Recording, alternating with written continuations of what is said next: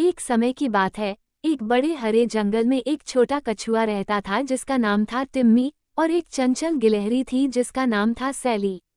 टिम्मी बहुत धीमा था, लेकिन समझदार था, जबकि सैली तेज थी और पेड़ से पेड़ तक कूदना उसे बहुत पसंद था। एक दिन टिम्मी और सैली ने सोचा कि क्यों न सुनहरी बलूत को ढूंढा जाए।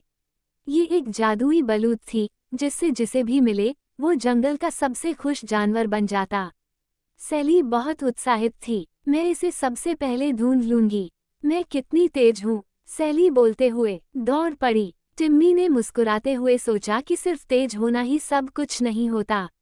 सैली तेज दौड़ते हुए आगे बढ़ी, लेकिन उसे ध्यान नहीं रहा और वो कीचड़ के बड़े गड्ढे में फिसल गई। अरे नहीं, उसने चिल्लाया। टिम्मी धीरे धीरे उसके पास पहुंचा। वो दौड़ की परवाह नहीं करता था। उसने एक लंबी टहनी से सैली को कीचड़ से बाहर निकाला। फिर वे दोनों साथ में चल पड़े। थोड़ी देर बाद वे एक गहरी नदी के किनारे पहुंचे। सैली ने नदी को कूदकर पार करने की कोशिश की, लेकिन वो एक तैरते हुए लकड़ी के लट्ठे पर गिर गई।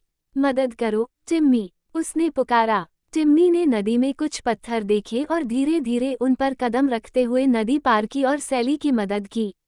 अंत में वे एक ऊंचे पेड़ के पास पहुंचे जहां सुनहरी बलूत लटकी हुई थी। सैली तेजी से कूदकर उसे पकड़ने की कोशिश कर रही थी, लेकिन बलूत बहुत ऊंची थी।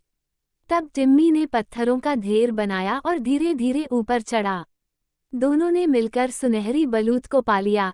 टिम्मी ने कहा, देखा सैली, तेज होना अच्छा है, लेकिन कभी कभी धीरे धीरे चलकर ही हम मंजिल तक पहुंचते हैं। सैली मुस्कुराई और बोली, सच कहा टिम्मी, मैं तुम्हारे बिना ये कभी नहीं कर पाती।